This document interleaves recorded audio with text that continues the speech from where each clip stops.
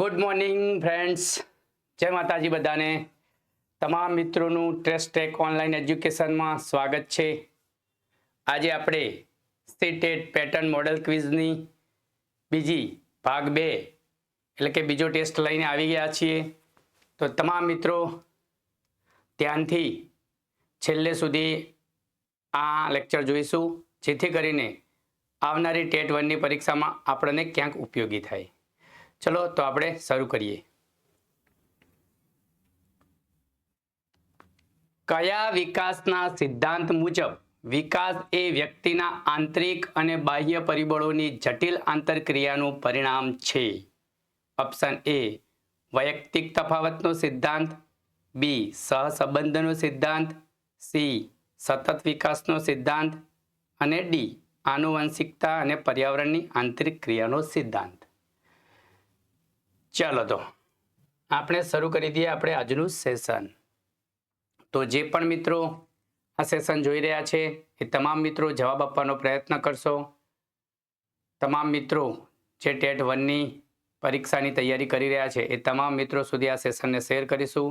વધુમાં વધુ લોકોને આ સેશનનો, આ પ્રશ્નોનો, આ ટેસ્ટ સિરીઝનો લાભ થાય એ આપણો ઉદ્દેશ્ય છે. અહીંયા આપણે સતત ટેટ 1ને પરીક્ષામાં ઉપયોગી થાય અને ટેટ 1ના અભ્યાસક્રમ છે એવા સિલેબસના કોઈના કોઈ ટોપિક લઈને આપણે અહીંયા સતત આવી રહ્યા છીએ અને 21 ડિસેમ્બર સુધી આ ટેટ 1ની પરીક્ષાને ઉપયોગી થાય એવી સિરીઝ આપણે અહીંયા ચલાવીશું. તો ચાલો પહેલા પ્રશ્નનો જવાબ શું આવશે કોમેન્ટમાં આપી દો. ચલો જોઈ લઈએ. તો ડી.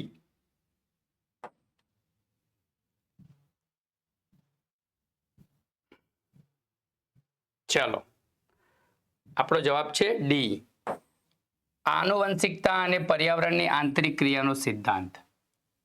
ચલો પ્રશ્ન નંબર 2, પ્રાથમિક સ્તરે મૂલ્યાંકન માટેનું શિક્ષણનો મુખ્ય હેતુ શું છે? સત્રના અંતે પરિણામ જાહેર કરવા, શિક્ષણ અધ્યયન પ્રક્રિયામાં સુધારો કરવો અને વિદ્યાર્થીઓને પ્રતિસાદ આપવો, વિદ્યાર્થીઓને માત્ર પાસ અને નાપાસ જાહેર કરવા કે અભ્યાસક્રમની પૂર્ણતા તપાસવી. પ્રશ્ન નંબર 2 નો જવાબ આપીશું આપણે. આ પ્રશ્ન રિપીટ થયેલો છે. ચલો તો અહીંયા શિક્ષણની અધ્યયન પ્રક્રિયામાં સુધારો કરવો અને વિદ્યાર્થીઓને પ્રતિસાદ આપવો. ચલો પ્રશ્ન નંબર 3, કોહલબર્ગના નૈતિક વિકાસના સિદ્ધાંત મુજબ જો બાળક માત્ર સજા ટાળવા નિયમોનું પાલન કરે છે તો તે કયા સ્તર પર છે? ઉત્તર પરંપરાગત સ્તર, પૂર્વ પરંપરાગત સ્તર, પરંપરાગત સ્તર કે આંતરિક વ્યક્તિગત સ્તર? તો ત્રીજા પ્રશ્નનો આપણે જવાબ આપીશું. ચલો ત્રીજા પ્રશ્નનો જવાબ જોઈ લઈએ આપણે. તો પરંપરાગત સ્તર, પૂર્વ પરંપરાગત સ્તર. પ્રશ્ન નંબર 4, પ્રાથમિક શિક્ષક તરીકે વર્ગખંડમાં વિદ્યાર્થીઓનું સમજણનું સ્તર વધારવા માટે તમે કઈ તકનીકનો ઉપયોગ કરશો? બધા વિદ્યાર્થીઓને સમાન હોમવર્ક આપવું, માત્ર પુસ્તકમાંથી વાંચન અને લેખન પર ભાર મૂકવો, વિદ્યાર્થીઓને જટિલ સમસ્યાઓનું સીધું નિરાકરણ આપવું કે વિવિધ શીખવાની શૈલીઓને અનુરૂપ બહુવિધ ઇન્દ્રિયોનો ઉપયોગ કરવો?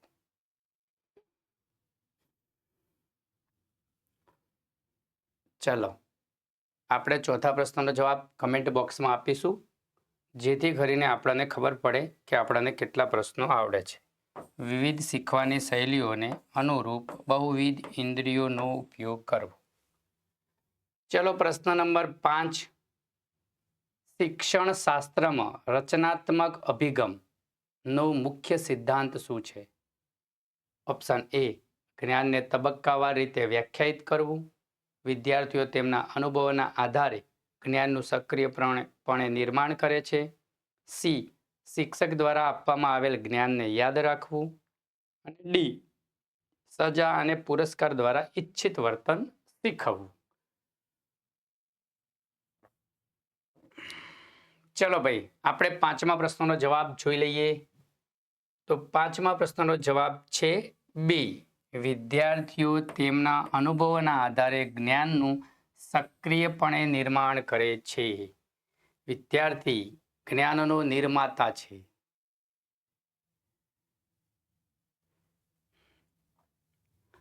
ચલો પ્રશ્ન નંબર 6, શિક્ષણમાં બાળ અધિકાર અધિનિયમ 2009 આરટી એક્ટ 2009 નો મુખ્ય ઉદ્દેશ શું છે? ચલો ભાઈ, આરટી એક્ટ નો મુખ્ય ઉદ્દેશ શું છે? આરટીઈ એક્ટ 2009 બાળકોને મફત અને ફરજિયાત શિક્ષણનો અધિકાર. એનું નામ ઉપરથી જ ખબર પડી જશે. ખાનગી શાળાઓમાં માત્ર 25% બેઠકો અનામત રાખવી, 6 થી 14 વર્ષની વય જૂથના દરેક બાળકને મફત અને ફરજિયાત શિક્ષણનો અધિકાર આપવો, બાળકોને સજા કરવાની શિક્ષકની સત્તાને મંજૂરી આપવી, માત્ર ધોરણ 5 સુધીના બાળકોને ફરજિયાત શિક્ષણ આપવું. અહીંયા મુખ્ય ઉદ્દેશ પૂછ્યો છે. જો મિત્રો, આ તો મુખ્ય ઉદ્દેશ આવશે, આ પણ ઉદ્દેશ્ય છે, પણ માત્ર નથી. અહીંયા માત્ર ઓપ્શન આપ્યો છે એટલે આ જવાબ, આ ઓપ્શન નીકળી જાય છે. બાળકોને સજા કરવા શિક્ષકની સત્તાને, અહીંયા સજા કરવાની મનાઈ છે.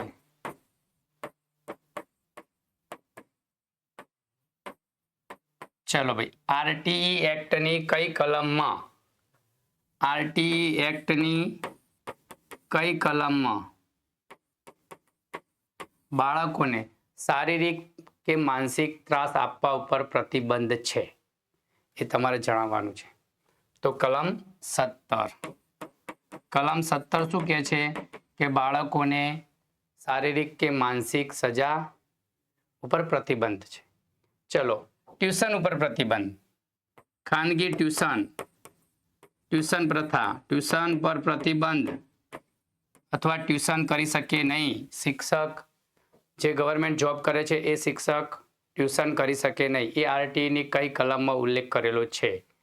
ચલો, એ પણ યાદ રાખવા જેવી છે, કલમ 28. બરોબર. તો આરટીઈની કલમો પણ ક્યાંક પરીક્ષામાં પૂછાય, કેમ કે શિક્ષક માટે આરટીઈ એક્ટ એક ભગવદ્ ગીતા સમાન છે. તો આરટીઈ એક્ટનો પૂરેપૂરો અભ્યાસ કરવો ખૂબ જરૂરી છે. આરટીઈ એક્ટની 38 કલમ, કુલ 38 કલમ છે અને 7 પ્રકરણ છે. બરોબર, આનો અભ્યાસ કરી લેવો જોઈએ. ચલો, તો અહીંયા આપણે જવાબ જોઈ લઈએ.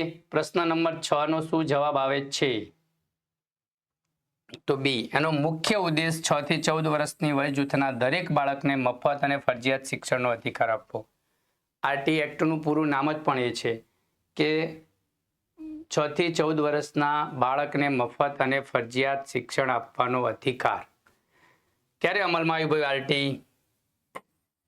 આરટીઈ 2009 ગુજરાતમાં ક્યારથી અમલી બન્યું? ચલો ભાઈ, કહેવાનું છે તમારે. તો 1 એપ્રિલ 2010 થી. એ પણ યાદ રાખવાનું છે. આરટીઈની અમુક કલમો પણ યાદ રાખવાની છે, ખાસ કરીને સજાની, શારીરિક કે માનસિક ત્રાસ આપવાની, એના ઉપર જે પ્રતિબંધ છે કલમ 17, ખાનગી ટ્યુશન પ્રથા બંધ કરવી કલમ 28, બાળકોને પરિણામ જાહેર કરવું તો કલમ 30. આ બધી કલમો તમારે યાદ રાખવાની છે. ચલો, પ્રશ્ન નંબર 7 જોઈશું આપણે. પ્રાથમિક સ્તરે પ્રોજેક્ટ પદ્ધતિની મુખ્ય લાક્ષણિકતા શું છે? ચલો, ઓપ્શન એ છે તે શિક્ષકને ઓછું કામ આપે છે, તે માત્ર બૌદ્ધિક કૌશલ્યો પર ધ્યાન કેન્દ્રિત કરે છે, તે વાસ્તવિક જીવનની પરિસ્થિતિઓમાં ઉદ્દેશ્યપૂર્ણ પ્રવૃત્તિ કરે છે, તે જટિલ ખ્યાલોને ઝડપથી પૂર્ણ કરવામાં મદદ કરે છે. ચલો ભાઈ, 7 નંબરના પ્રશ્નનો જવાબ A, B, C કે D. પ્રાથમિક સ્તરે પ્રોજેક્ટ પદ્ધતિની મુખ્ય લાક્ષણિકતા શું છે?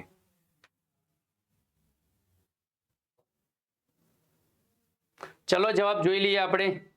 તો C, તે વાસ્તવિક જીવનની પરિસ્થિતિઓમાં ઉદ્દેશ્યપૂર્ણ પ્રવૃત્તિ છે. એનો કંઈક ઉદ્દેશ્ય છે. ચલો, આપણે પ્રશ્ન નંબર 8 જોઈશું. આપણે 30, 40, 35, 40 પ્રશ્નોની અહીંયા ચર્ચા કરીશું. તો પ્રશ્ન નંબર 8 છે, કોઈ એક જ્ઞાનાત્મક ક્ષેત્રમાં બાળક ચોક્કસ તબક્કામાં કઈ સમસ્યાઓનું નિરાકરણ કરી શકે છે તે કોના દ્વારા નક્કી થાય છે? જ્ઞાનાત્મક ક્ષેત્ર જીન પિયાજી, એરિક એરિક્સન, કોહલબર્ગ કે પાવલો? 8મા પ્રશ્નનો જવાબ આપવાનો આપણે પ્રયાસ કરીશું. અહીંયા જોઈ લઈએ તો અહીંયા છે જીન પિયાજી. જીન પિયાજીના જ્ઞાનાત્મક ક્ષેત્રો જોઈ લેજો. પ્રશ્ન નંબર 9, પ્રાથમિક વર્ગખંડમાં શિક્ષક વિદ્યાર્થી સંવાદને સુધારવા માટે કઈ પદ્ધતિનો ઉપયોગ કરવો જોઈએ? શિક્ષક અને વિદ્યાર્થીનો જે સંવાદ છે એ સુધારવા માટે, મતલબ કે એ બંનેનું પ્રત્યાયન શ્રેષ્ઠ બને, બાળકોને તેમના વિચારો ખુલ્લેઆમ વ્યક્ત કરવા માટે પ્રોત્સાહિત કરવા અને સક્રિય શ્રોતા બનવું, માત્ર બંધ છેડાવાળા પ્રશ્નો પૂછવા, શિક્ષકની વાતચીત ઉપર વધુ ભાર મૂકવો કે ફક્ત નિયમો અને સૂચનાઓ પર ધ્યાન કેન્દ્રિત કરવું. તો અગાઉ પણ મેં કીધેલું છે કે જ્યાં આવા ઓપ્શન હોય, જ્યાં માત્ર ફક્ત આવા શબ્દનો ઉપયોગ થયો હોય તો એ વિધાનો ક્યારેય જવાબમાં આવી શકે નહીં. પ્રશ્ન નથી, નીચેનામાંથી કયું વિધાન નથી એવો પ્રશ્ન હોય ત્યારે એવા વિધાનો એ જવાબ બની શકે. તો અહીંયા આપણે જોઈ લઈએ, જવાબ એ આવશે તો બાળકોને તેમના વિચારો ખુલ્લેઆમ વ્યક્ત કરવા અને પ્રોત્સાહિત કરવા જોઈએ. જ્યારે આપણે શિક્ષણ કાર્ય કરી રહ્યા હોય, બાળકો સાથે આપણે પ્રત્યાયન કરી રહ્યા હોય તો બાળકો ખુલ્લા મનથી શિક્ષકને પ્રશ્નો પૂછી શકે એવું વાતાવરણ ક્રિએટ કરવું જોઈએ. બાળકો નિર્ભયપણે તમને કોઈ પણ સવાલ પૂછી શકે એવું વાતાવરણ બનાવવું જોઈએ અને એ માટેના પ્રયાસ આપણે કરવા જોઈએ. ચલો, પ્રશ્ન નંબર 10, નીચેનામાંથી કઈ પદ્ધતિ ઉપચારાત્મક શિક્ષણ સાથે સૌથી વધુ નજીકથી સંબંધિત છે? 4 પ્રવૃત્તિઓ આપી છે, એમાંથી સૌથી નજીકની પ્રવૃત્તિ ઉપચારાત્મક શિક્ષણ માટે વાર્ષિક પરીક્ષા લેવી, બધા વિદ્યાર્થીઓને લાંબુ હોમવર્ક આપવું, સમગ્ર વર્ગને સમાન પુનરાવર્તન કરાવવું, બાળકની શીખવાની મુશ્કેલીઓનું નિદાન કર્યા પછી ચોક્કસ મદદ પૂરી પાડવી. તો 10મા પ્રશ્નનો જવાબ આપણે જ્યારે પણ વિડીયો જોઈ રહ્યા હોય ત્યારે જવાબ આપવાનો પ્રયાસ કરીશું. તો પહેલું તો ઉપચારાત્મક શિક્ષણ ક્યારે કરવાનું આવે? તો પહેલાં તો આપણે શિક્ષણ કાર્ય કરીએ, જે પણ અધ્યાપન નિષ્પત્તિ છે એને સિદ્ધ કરવા માટે કોઈના કોઈ પદ્ધતિ, કોઈના કોઈ પ્રવૃત્તિ, કોઈના કોઈ પ્રયુક્તિ ટેકનિકથી આપણે એને ભણાવવાનો બેસ્ટ પ્રયાસ કરીએ. આપણા બેસ્ટ એફર્ટ લગાવીએ કે બાળકને એ કોન્સેપ્ટ સમજાઈ જાય. તેમ છતાં પણ બાળકને પૂરેપૂરો એ કોન્સેપ્ટ સમજાયો નથી, એ જાણવા માટે આપણે નિદાનાત્મક કસોટી લઈએ. એટલે કે બાળકનું નિદાન થાય. તમે જે પણ શિક્ષણ કાર્ય કર્યું છે, જે પણ અધ્યાપન નિષ્પત્તિ ભણાવવાનો પ્રયાસ કર્યો છે, તમે જે પણ પદ્ધતિ, પ્રયુક્તિ, પ્રવૃત્તિઓ કરાવી છે, પણ બાળકને એ કોન્સેપ્ટ, એ અધ્યાપન નિષ્પત્તિ કેટલા અંશે સિદ્ધ થઈ એ જાણવા માટે એનું નિદાન કરવું પડે. નિદાન કર્યા પછી તમને ખબર પડે કે બાળકને ક્યાં ભૂલ થઈ છે, તમારી ક્યાં ખામી છે, કઈ પદ્ધતિ સુધારવાની છે, શું વધારે એફર્ટ નાખવાના છે. તો એના આધારે પછી ઉપચારાત્મક કાર્ય કરવાનું થાય. તો બાળકની શીખવાની મુશ્કેલીઓનું નિદાન કર્યા પછી ચોક્કસ મદદ પૂરી પાડવા માટે, મતલબ કે કઈ પદ્ધતિ, પ્રયુક્તિ કે કઈ ટેકનિકથી બાળકો શીખી શકશે એના માટે તમારે નિદાન કર્યા પછી ઉપચારાત્મક કાર્ય એટલે કે ફરીથી શિક્ષણ કાર્ય કરવાનું છે. ચલો, 11મો પ્રશ્ન, માનસિક વિકલાંગતા ધરાવતા વિદ્યાર્થીને શીખવાની શ્રેષ્ઠ પદ્ધતિ કઈ? માનસિક વિકલાંગ MR બાળકો, બરોબર. તો વિવિધ ઇન્દ્રિયજન્ય સામગ્રી અને સરળ પુનરાવર્તિત સૂચનાઓનો ઉપયોગ કરવો. બી, તેમને સમાન વર્ગના વિદ્યાર્થીઓથી અલગ બેસાડવા, ફક્ત અમૂર્ત વિભાવના અને લાંબા લેક્ચર પર ધ્યાન કેન્દ્રિત કરવું. અને ઓપ્શન ડી, કોઈ પણ પ્રકારની સહાય વિના સ્વતંત્ર રીતે શીખવા પ્રોત્સાહિત કરવું. તમારા વર્ગમાં 30, 35, 40 વિદ્યાર્થીઓ છે અને એમાંથી કોઈ 1-2 વિદ્યાર્થી માનસિક રીતે વિકલાંગ એટલે કે એમની શીખવાની ક્ષમતા ઓછી છે, એ નોર્મલ બાળક જેટલું ઝડપથી સમજી શકતું નથી, તો તમારે એના માટે કઈ શ્રેષ્ઠ પદ્ધતિનો ઉપયોગ કરવો? ચલો જવાબ આપશો. આપણે અહીંયા 11મા પ્રશ્નનો જવાબ જોઈ લઈએ. તો વિવિધ ઇન્દ્રિયજન્ય સામગ્રી અને સરળ પુનરાવર્તિત સૂચનાઓનો ઉપયોગ કરવો, જેથી કરીને માનસિક વિકલાંગ બાળક છે એ પણ સામાન્ય બાળકની જેમ ઝડપથી જે કોન્સેપ્ટ છે એ શીખી શકે અને એની સમજ વિકસી શકે. ચલો પ્રશ્ન નંબર 12 તરફ આગળ વધીશું. એના પહેલાં આપણે જોઈ લઈએ આપણે જે પ્લેટફોર્મ ઉપર ફ્રી એજ્યુકેશન મેળવી રહ્યા છીએ.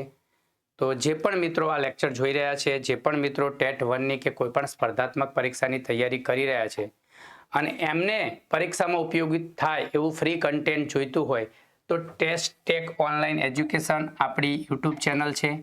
આ યુટ્યુબ ચેનલને આપણે સબસ્ક્રાઈબ કરી લઈશું, જેથી કરીને જે પણ આવનાર ફેકલ્ટી અથવા આવનાર લેક્ચરનું તમને અહીંયા ઝડપથી નોટિફિકેશન મળે અને તમે એ લેક્ચરને મિસ ના કરી શકો.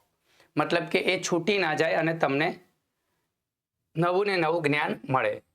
તો યુટ્યુબ ચેનલ ઉપર છે, ખાસ કરીને આ સેશનને લાઈક પણ કરી લેજો જો તમને ગમે તો. અમે જે પ્રશ્નો અહીંયા લઈને આવીએ છીએ એ પ્રશ્નો તમને ટેટ 1ની પરીક્ષામાં ક્યાંક ઉપયોગી થાય એવા લાગે છે તો આ સેશનને લાઈક કરો. જરૂર પડે તો તમે તમારા મિત્રો સાથે, જે મિત્રો ટેટ 1ની તૈયારી કરી રહ્યા છે, તમારા ટેટ 1નું ગ્રુપ છે ત્યાં આ લિંકને શેર કરો, જેથી કરીને તમામ વિદ્યાર્થીઓને આ પ્રશ્નોનો લાભ મળે અને એમને પરીક્ષામાં ક્યાંક ઉપયોગી બને. ફરીથી આવું જ લેક્ચર તમારે જોવું છે, આવું સેશન તમે ફરીથી ઈચ્છી રહ્યા છો તો કમેન્ટમાં પણ જણાવજો. અમે કયા પ્રકારના પ્રશ્નો, કયા પ્રકારના ટોપિક લઈને તમારી સમક્ષ આવીએ એ પણ કોમેન્ટ બોક્સમાં જણાવજો. અને તમારે સતત જોડાયેલા રહેવા માટે આ ચેનલને સબસ્ક્રાઇબ કરી લેજો, જેથી કરીને તમને સમય અહીંયા નવા વિડીયો મળતા રહે. ચલો આપણે હવે જઈશું 12મા પ્રશ્ન તરફ. તો નીચેનામાંથી કયું પરિબળ બાળકના શીખવાને સૌથી વધુ નકારાત્મક રીતે અસર કરે છે? નેગેટિવ પોઈન્ટ: માતા પિતાનું ઓછું શૈક્ષણિક સ્તર, શાળાનું દૂર હોવું, શિક્ષણના પર્યાવરણમાં રસ અને પ્રેરણાનો અભાવ, વર્ગખંડમાં મિત્રોનું ઓછું જૂથ હોવું. અહીંયા નેગેટિવ પાસું પૂછ્યું છે. બાળક જ્યારે શિક્ષણ મેળવી રહ્યો હોય તો કયું નેગેટિવ પાસું છે? શું એના માતા પિતા ઓછા શિક્ષિત હોય એ નેગેટિવ પાસું છે? શાળા દૂર હોવું એ નેગેટિવ પાસું છે? કે એને પર્યાવરણમાં રસ અને પ્રેરણાનો અભાવ છે? કે એના મિત્રોનું વર્ગખંડમાં ઓછું જૂથ છે? ચલો તો અહીંયા 12મા પ્રશ્નનો જવાબ આપણે જોઈશું. તો શિક્ષણના પર્યાવરણમાં રસ અને પ્રેરણાનો અભાવ એ જવાબ અહીંયા આવશે. આપણે 13મા પ્રશ્ન તરફ જઈશું. તો 13મો પ્રશ્ન છે, બાળ વિકાસની મધ્યમ બાળપણ મિડલ ચાઇલ્ડહુડ અવસ્થાનો સમયગાળો કયો છે?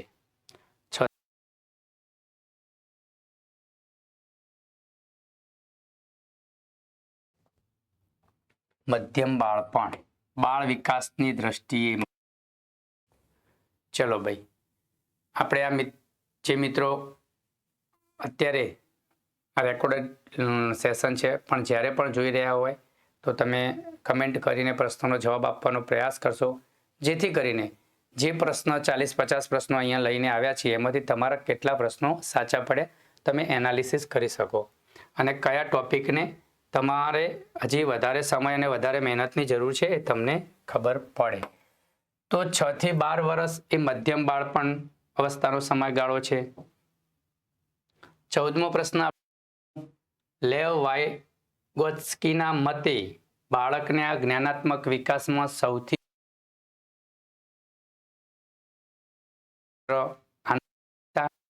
ઇનામ અને સજા, સામાજિક ક્રિયા પ્રતિક્રિયા અને સંસ્કૃતિ, નૈતિક વિકાસના તબક્કાઓ. વાયગોત્સ્કીના મત ભૂમિકા કોણ ભજવે છે? મતલબ આનુવંશિકતા એટલે કે એના મા બાપ તરફથી એને જે સ્કિલ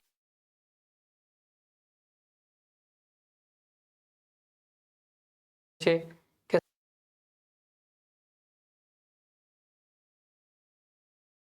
વાયગોત્સ્કીના મત મુજબ સામાજિક ક્રિયા પ્રતિક્રિયા અને સંસ્કૃતિ એ સૌથી મહત્વપૂર્ણ ભૂમિકા ભજવે છે. પ્રશ્ન નંબર 15 જોઈશું આપણે. ચલો, તો પ્રાથમિક શિક્ષકે જાતિ પક્ષપાત જેન્ડર બાયસને દૂર કરવા માટે શું કરવું જોઈએ? માત્ર છોકરીઓને જ ઘરના કામ સંબંધિત પ્રવૃત્તિઓમાં તટસ્થ શિક્ષણ સામગ્રીનો ઉપયોગ કરવો અને સમાન તકો પૂરી પાડવી, જાતિ પક્ષપાતને અવગણીને માત્ર અભ્યાસક્રમ પૂર્ણ કરવા પર ધ્યાન કેન્દ્રિત કરવું, અને ડી, છોકરાઓ અને છોકરીઓ વચ્ચેની સ્પર્ધાઓને પ્રોત્સાહન આપવું. જેન્ડર બાયસ એટલે કે બંનેને સમાન ગણવા, દીકરી દીકરાને સમાન ગણવા. ચલો, તો અહીંયા આપણે 15મા પ્રશ્નનો જવાબ જોઈ લઈએ શું આવે છે. તો વર્ગખંડમાં જાતિ તટસ્થ શિક્ષણ સામગ્રીનો ઉપયોગ કરવો, સમાન તકો પૂરી પાડવી. મતલબ કે છોકરો કે છોકરી, કન્યા કે કુમાર બંનેને સરખું મહત્વ આપવું. શાળામાં પણ એવું વાતાવરણ ક્રિએટ કરવું, એવું વાતાવરણ બનાવવું કે બંનેને સરખો ન્યાય મળે. જ્યાં તમારે તમે નેતાઓના, કોઈ ક્રાંતિકારીઓના ફોટા પણ લગાવો છો તમારા શાળામાં, તો એ પણ તમારે જેન્ડર બાયસને ધ્યાનમાં રાખી, એટલે કે જે ક્રાંતિકારી મહિલાઓ છે એમને પણ સામેલ કરવી. આ રીતે તમે પ્રવૃત્તિ કરી શકો છો. જ્યારે રમતગમતની પ્રવૃત્તિ કરાવી રહ્યા હોય, કોઈ કામ કરાવી રહ્યા હોય, કોઈ બીજી પ્રોજેક્ટ કાર્ય કરી રહ્યા હોય, તો બંનેને ઇન્વોલ્વ કરશો. છોકરા છોકરીઓના સરખા ઇન્વોલ્વ કરવા જોઈએ. 16મો પ્રશ્ન છે, નીચેનામાંથી કયો શબ્દ ગુજરાતી ભાષામાં તદ્ભવ શબ્દનું ઉદાહરણ છે? આકાશ, રેલગાડી, પગ કે સૂર્ય? ચલો, કંઈક નવો જ વર્ડ્સ છે, પરીક્ષામાં પૂછાઈ શકે. તો એના માટે 4 ઓપ્શન છે, તમારે જવાબ આપવાનો છે.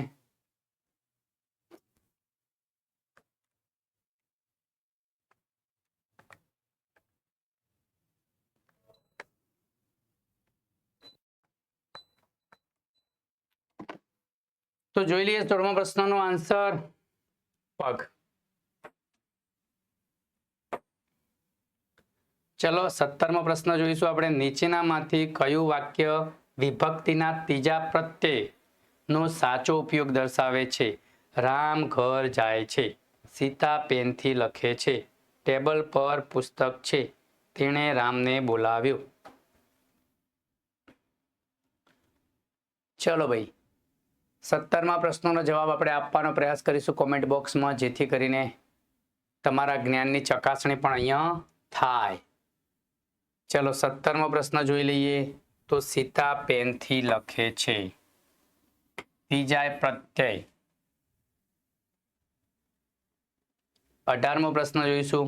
નીચેનામાંથી કયો શબ્દ અવયવ નથી, પરંતુ આવવું અને વહેલા? ચલો, 4 ઓપ્શનમાંથી એક આપણે જવાબ આપીશું. 18મા પ્રશ્નનો ઓપ્શન જોઈ લઈએ. તો આવવું. 19મો પ્રશ્ન આપણે જોઈ લઈશું. ગુજરાતી ભાષા શિક્ષણમાં વાંચન કૌશલ્ય વિકસાવવાની પ્રથમ શરત કઈ? વાંચન કૌશલ્ય વિકસાવવું હોય તો પ્રથમ શરત કઈ છે? મૌન વાંચન કરાવવું, ઝડપી વાંચન કરાવવું, ચોક્કસ લખાણની સમજણ પર ભાર મૂકવો, વ્યાકરણના તમામ નિયમો શીખવવા. આપણે જ્યારે વાંચન કૌશલ્ય શીખવતા હોય ત્યારે પ્રથમ શરત કઈ, એવું પૂછ્યું છે.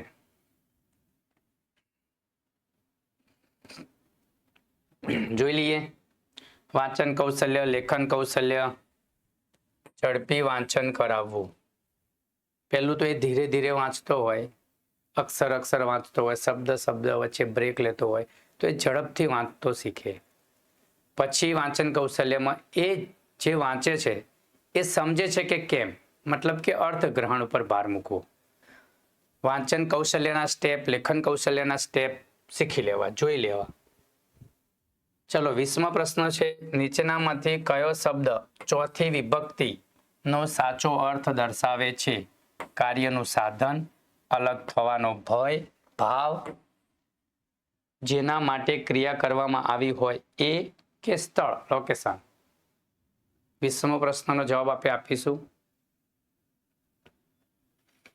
અને જે પણ મિત્રો આ સેશન જોઈ રહ્યા છે, જે પણ મિત્રો આની સાથે કમેન્ટ કરીને જવાબ આપી રહ્યા છે તમામ મિત્રો કમેન્ટમાં એ પણ જણાવશે કે નેક્સ્ટ સેશન આપણે કયા ટોપિકને લગતું કેવા પ્રશ્નો લઈને આવીએ, જેથી કરીને તમારી કોમેન્ટ પણ વાંચવામાં આવશે, રીડ થશે અને તમારી બહુમતી હશે એ પ્રકારના પ્રશ્નો લઈને આપણે આવીશું.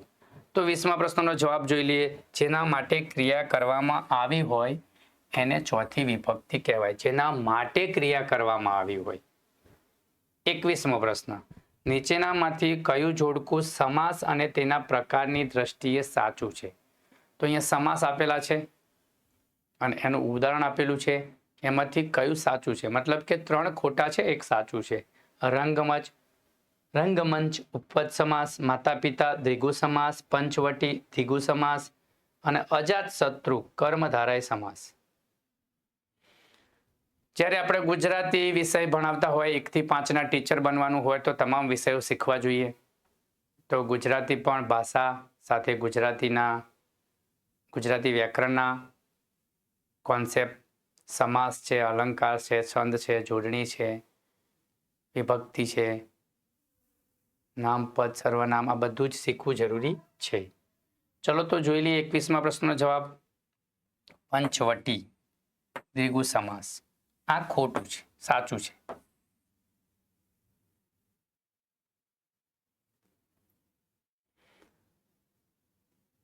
માતા પિતા દ્વંદ સમાસ છે. ચલો અજાત શત્રુ એ કયો સમાસ છે અને રંગમંચ એ કયો સમાસ છે? તમારે કમેન્ટ કરવાની છે. ચલો અહીંયા આપણું ટેસ્ટેકનું ઇન્સ્ટાગ્રામ પેજ છે, ઇન્સ્ટાગ્રામ આઈડી છે, જેમાં ખાસ કરીને આપણે કરંટને લગતા ટોપિક, કરંટને લગતી પોસ્ટ, કરંટ જે ઘટના બની છે એને લગતું કંઈક ના કંઈક આપણે અહીંયા મૂકતા હોઈએ છીએ. તો જે મિત્રો કરંટથી અપડેટ રહેવા માંગે, એમની પરીક્ષામાં કરંટનો એક પણ પ્રશ્ન ના છૂટે અને કરંટની જે પણ ઘટનાઓ બની રહી છે એ તમામ એમના મોબાઈલના ફ્રી ટાઈમમાં જ્યારે પણ એ મોબાઈલ યુઝ કરે છે, જ્યારે એ રીલ્સ જોવે છે, જ્યારે એ ઇન્સ્ટા યુઝ કરે છે, ત્યારે એને ત્યાં પણ એનો ટાઈમ બગડે નહીં, પણ એને કંઈક નવું જાણવા મળે એના માટેનો એક પ્રયાસ છે. તો જે મિત્રોને આવું કરંટ, અહીંયા જો ધારો કે કોમ્પ્યુટર સાયન્સ શિક્ષણના પિતામાં પ્રોફેસર રાજારામનું 92 વર્ષની વય નિધન, તો એની ડિટેલ આપેલી છે. તો પ્રશ્ન પૂછાઈ શકે કે હમણાં તાજેતરમાં જેનું મૃત્યુ થયું છે એવા રાજારામનનું કયા વિષય સાથે યોગદાન હતું? તો આવા પ્રશ્નો કરંટને લગતા પૂછી શકે. તો જે પણ મિત્રો છે આ આઈડીને ફોલો કરી લેજો, જેથી કરીને તમને કરંટના પ્રશ્નો પણ અહીંયાથી મળતા રહેશે. 22મો પ્રશ્ન છે. કયો શબ્દ નિપાતનો ઉપયોગ દર્શાવે છે? નિપાત, ગુજરાતી ગ્રામરમાં નિપાત. હું પણ કાલે આવીશ, સીતાએ ગીત ગાયું, શું થયું અને માતાએ પુત્રને બોલાવ્યો.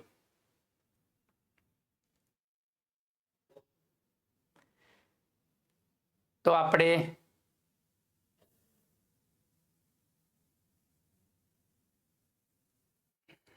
આપણા લાઈવ લેક્ચર પણ હોય છે, ત્યાં પણ જોડાવું.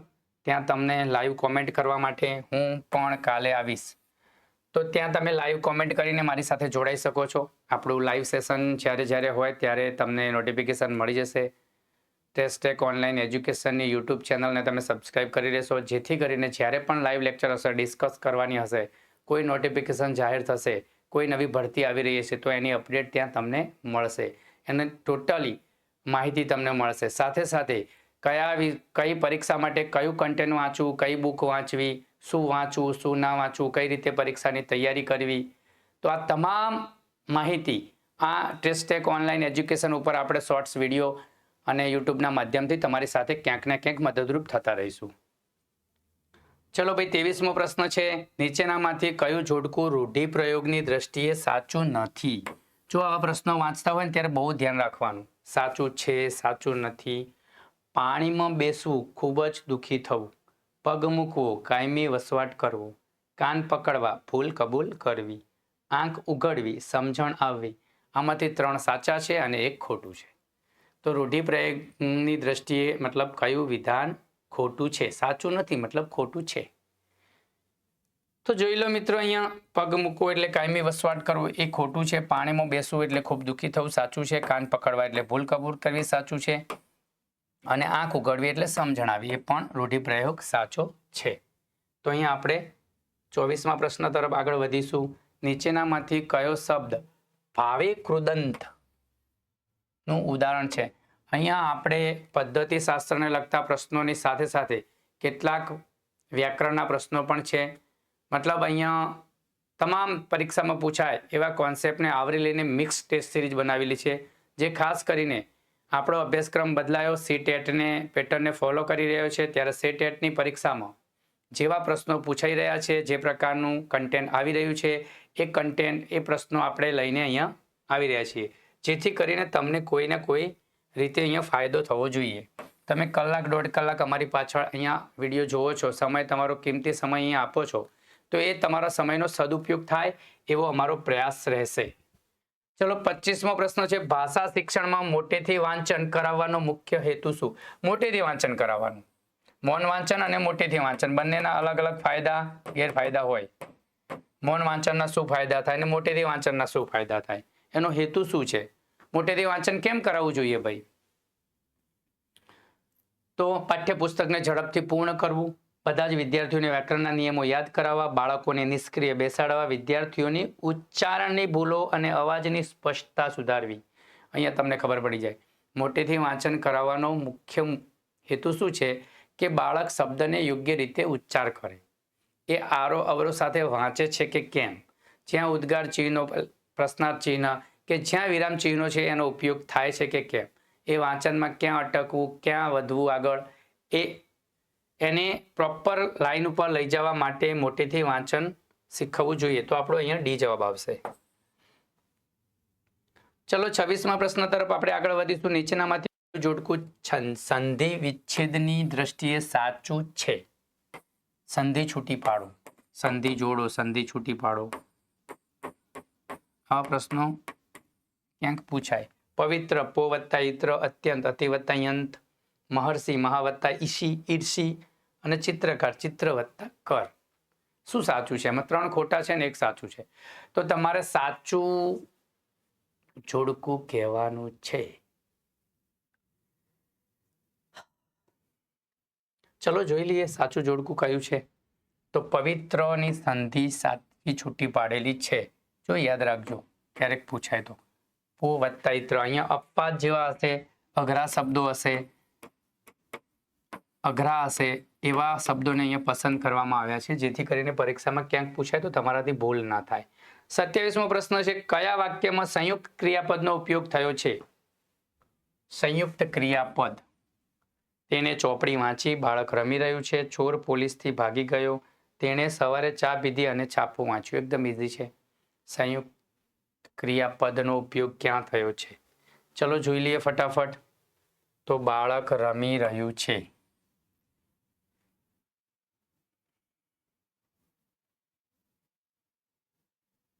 ચાલો આપણે 28મા પ્રશ્ન તરફ આગળ વધીશું. નકાર શબ્દનો વિરોધાર્થી શબ્દ કયો?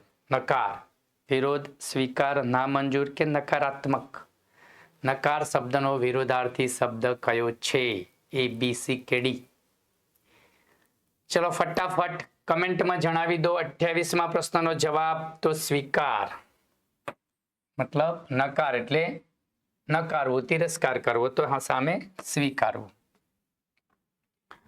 29મો પ્રશ્ન, નીચેનામાંથી કયું જોડકું સામાનાર્થી શબ્દની દ્રષ્ટિએ સાચું છે? મતલબ સાચો સામાનાર્થી શબ્દ કયો?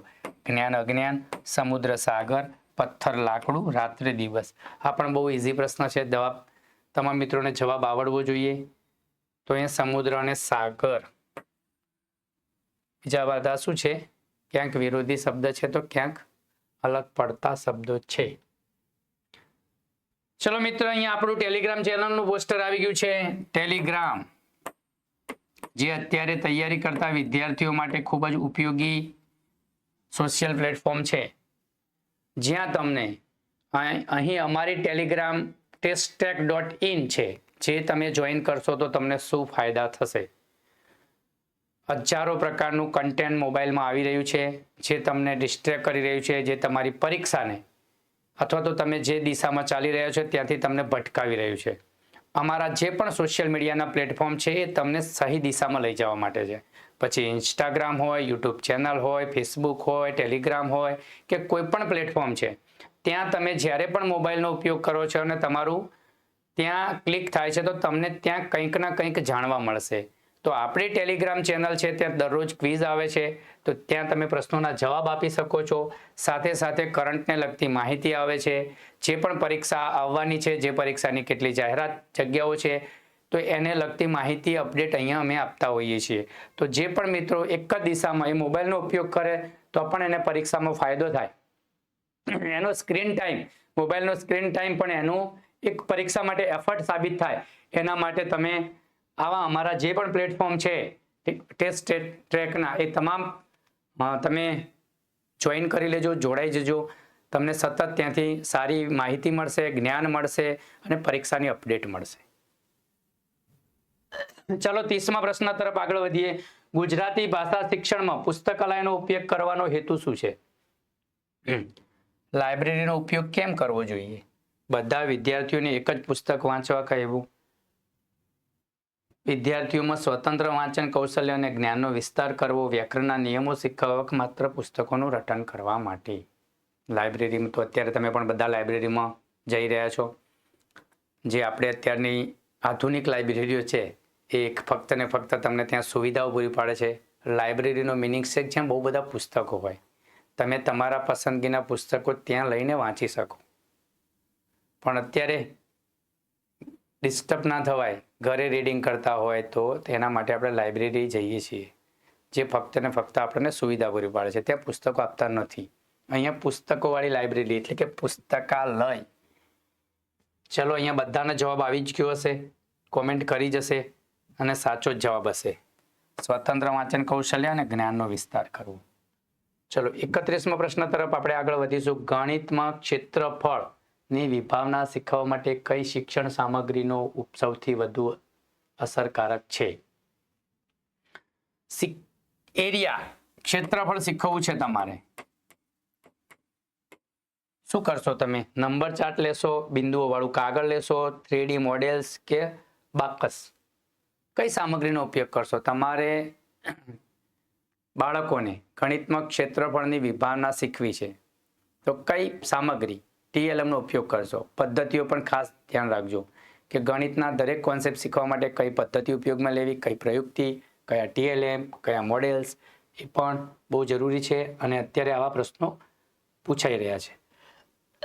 બિંદુઓનું કાગળ, ટપકા ટપકા વાળું પેપર હોય, જેથી કરીને તમે ત્યાં ક્ષેત્રફળ સરળતાથી શીખવી શકો અથવા બાળકને ઝડપથી આવે. અહીંયા એક પ્રશ્ન પણ આવી ગયો ગણિતને લગતો. એક લંબચોરસની લંબાઈ 20 મીટર છે અને પહોળાઈ 5 મીટર છે, તો તેની પરિમિતિ કેટલી હશે? પરિમિતિ આવડવી જોઈએ, ક્ષેત્રફળ આવડવું જોઈએ. આપણે જ્યારે ટેટની પરીક્ષાની તૈયારી કરી રહ્યા હોય ત્યારે આપણને પરિમિતિ, ક્ષેત્રફળ, પછી ત્રિકોણ, ચોરસ, લંબચોરસ ખબર હોવી જોઈએ. તો પરિમિતિનું સૂત્ર, પરિમિતિ એટલે જેમ કે એ આ લંબચોરસ છે તો પરિમિતિ એટલે ચારે બાજુનું માપનો સરવાળો. ક્ષેત્રફળ એટલે વચ્ચેનો એરિયા. આટલી ખબર હોવી જોઈએ, પછી એને ગણતા આવડવું જોઈએ. બરોબર? તો અહીંયા પૂછ્યું છે પરિમિતિ, તો 20 મીટર એની લંબાઈ છે અને 5 મીટર પહોળાઈ છે. તો 20, 5, 20, 5 કેટલા થઈ ગયા? 25, 25, 50. ઇઝીલી આવડવું જોઈએ. એના સૂત્રથી ગણતરી પણ આવડવી જોઈએ અને બાળકોને કઈ રીતે શીખવવું એ ખાસ આવડવું જોઈએ. પરિમિતિ કે ક્ષેત્રફળ આવડવું કરતા બાળકોને એ કોન્સેપ્ટ કઈ રીતે સમજાવવો એ આપણે મુખ્ય મુદ્દો છે. કેમ કે આપણે અત્યારે ટેટ 1ની પરીક્ષામાં પદ્ધતિશાસ્ત્રનો બહુ જ ગુણભાર છે. વધારે માર્કિંગ પદ્ધતિશાસ્ત્રમાં આપ્યું છે. દરેક વિષયમાં 50% માર્કિંગ આ લોકોએ પદ્ધતિશાસ્ત્ર ઉપર ફોકસ કરેલું છે. તો કઈ પદ્ધતિઓ, કેવી રીતે શીખવવું, how to teach A important છે. 3 ઇડિયટમાં આવે છે ને આમિર ખાનનો ડાયલોગ, એ જ છે એમ કે તમે અમારા કરતાં વધારે જ્ઞાન ધરાવો છો પણ કઈ રીતે શીખવવું એ મુખ્ય કોન્સેપ્ટ છે.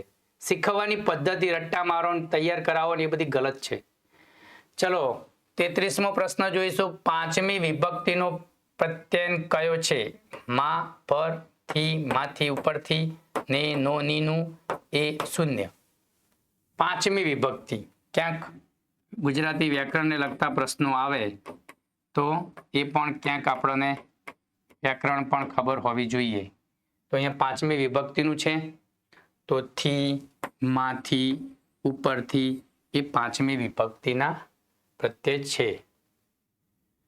ચલો 34મો પ્રશ્ન તરફ આપણે આગળ વધીશું. ગણિતમાં સર્વગ્રાહી મૂલ્યાંકનનો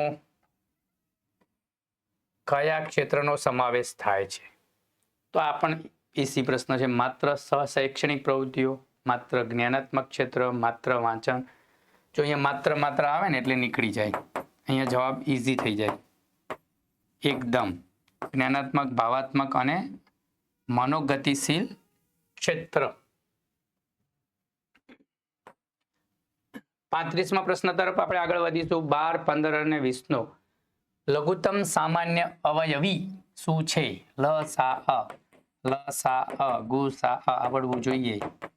ગુરુત્તમ સામાન્ય અવયવ અને લઘુત્તમ સામાન્ય અવયવી તો શોધવાનો છે. 15, 12 અને 20 નું લસા શોધો. ગણિત કન્ટેન્ટના પ્રશ્નો આવી શકે તો જોઈ લઈએ. બહુ ઈઝી છે. પદ્ધતિ શીખવા માટે અહીંયા દેખાશે નહીં પેન. 12, 15, 20 ઇઝીલી તમે શીખી શકો છો. 2 વડે શરૂઆત કરો.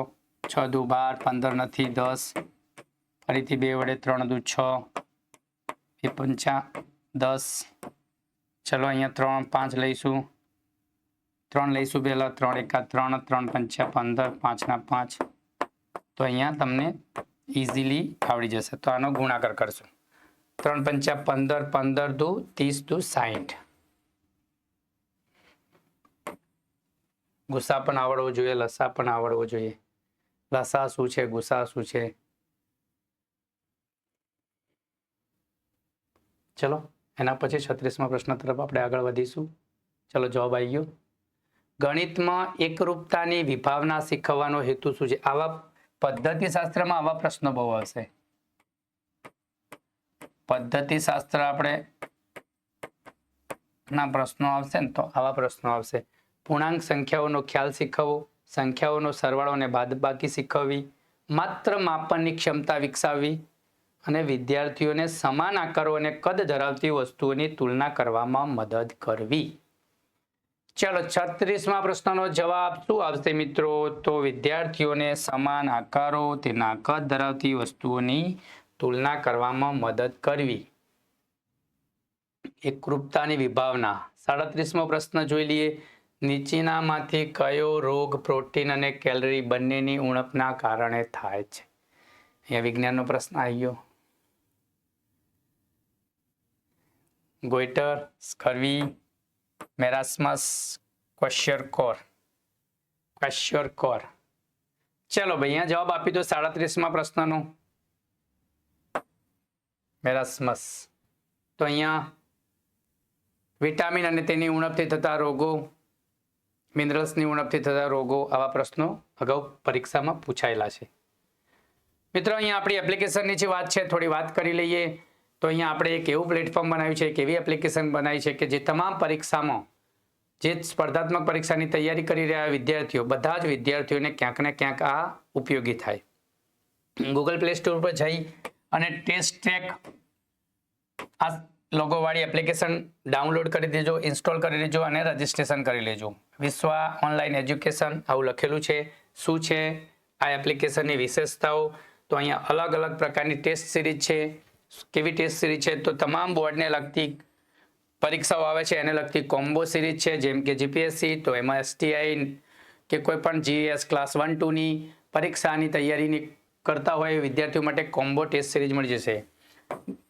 રાજ્ય પરીક્ષા બોર્ડની પરીક્ષાઓ ટેટ 1, ટેટ 2, ટાટ, એચટાટ, એઈઆઈ ને લગતી જે પણ પરીક્ષાઓ આવી રહી છે એને લગતી કોમ્બો ટેસ્ટ સિરીઝ છે. ગુજરાત ગૌણ સેવા પસંદગી મંડળ, ગુજરાત પંચાયત સેવા પસંદગી મંડળ, ગુજરાત પોલીસ રિક્વાયરમેન્ટ બોર્ડ, તમામ બોર્ડને લગતી જે પણ પરીક્ષાઓ અહીંયા આવી રહી છે તમામ પરીક્ષાઓને લગતી કોમ્બો ટેસ્ટ સિરીઝ આ એપ્લિકેશનમાં છે અને બીજી ઓલરેડી ક્રિએટ થઈ રહી છે. સાથે સાથે દરેક પરીક્ષાને લગતી મોક ટેસ્ટ જે પ્રોપર પરીક્ષા પદ્ધતિ અને પ્રોપર પરીક્ષાના અભ્યાસક્રમ મુજબ બનાવવામાં આવેલી છે. પોલીસ કોન્સ્ટેબલ એઈઆઈની પરીક્ષાની લગતી મોક ટેસ્ટ સિરીઝ છે. સબ્જેક્ટ ટેસ્ટ, તમે કોઈ સબ્જેક્ટની પ્રોપર તૈયારી કરી રહ્યા છો, તમારું રીડિંગ હજી સ્ટાર્ટ કરી રહ્યા છો, તમે હજી શરૂઆત કરી રહ્યા છો વાંચવાનું, તો જે પણ સબ્જેક્ટ તમે વાંચો છો એની સાથે સાથે તમે ટેસ્ટ પણ આપી શકો એ પ્રકારે આપણે સરસ ટેસ્ટ સિરીઝ બનાવેલી છે. જેમ કે તમે ગુજરાતની ભૂગોળ અથવા તો ગુજરાતના જિલ્લાઓ વાંચી રહ્યા છો, તો સાથે સાથે જેટલા પેજ તમે વાંચો છો એને લગતી ટેસ્ટ અહીંયા આપી શકો છો. અહીંયા ટોટલી ગુજરાતની ભૂગોળ અને ગુજરાતના જિલ્લાઓને લગતી 30 થી વધારે ટેસ્ટ, અને ખાસ બધું જ બિલકુલ ફ્રી છે. અહીંયા કોઈ કોસ્ટ નથી, અહીંયા કોઈ તમારે પેડ કરવાનું નથી, પૈસા ખર્ચવાના નથી. તમામ ટેસ્ટ સિરીઝ, તમામ વસ્તુ અહીંયા ફ્રી છે.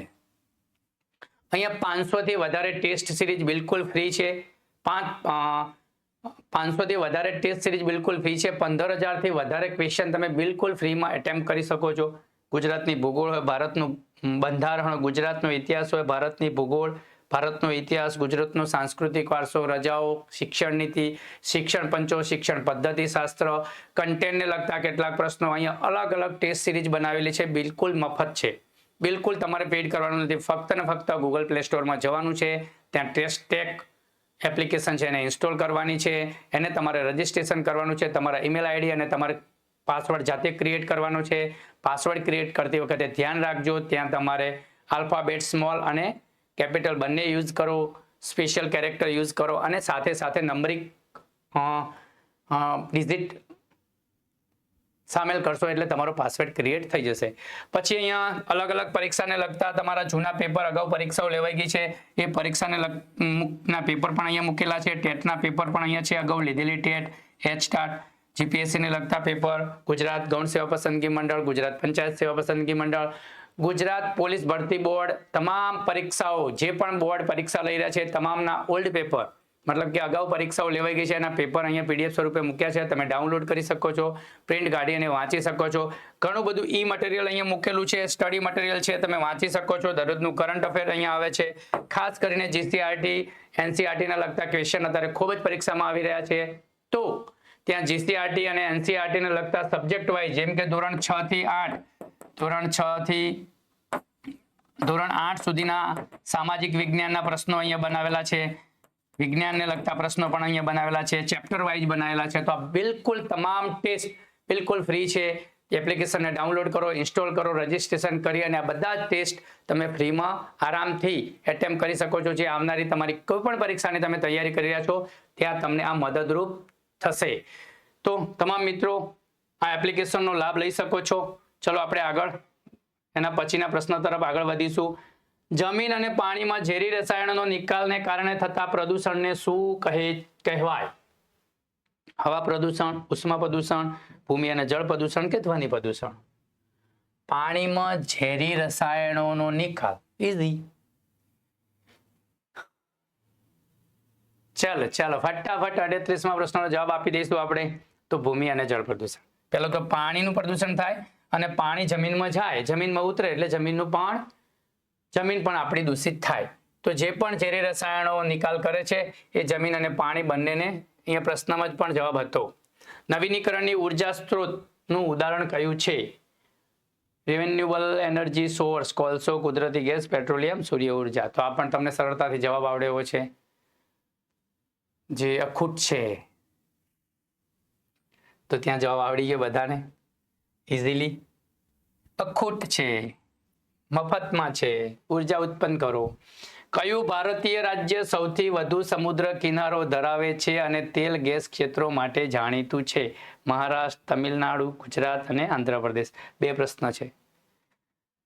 સૌથી વધારે સમુદ્ર કિનારો અને તેલ ગેસ ક્ષેત્રો માટે, એટલે થોડો પ્રશ્ન બાકી તો ઈઝી હોય તો પણ આપણું ગુજરાત. પ્રાઉડ ઓફ, આપણા ગુજરાત વિશે આપણને પ્રાઉડ હોય. તો અહીંયા તમામ મિત્રોનો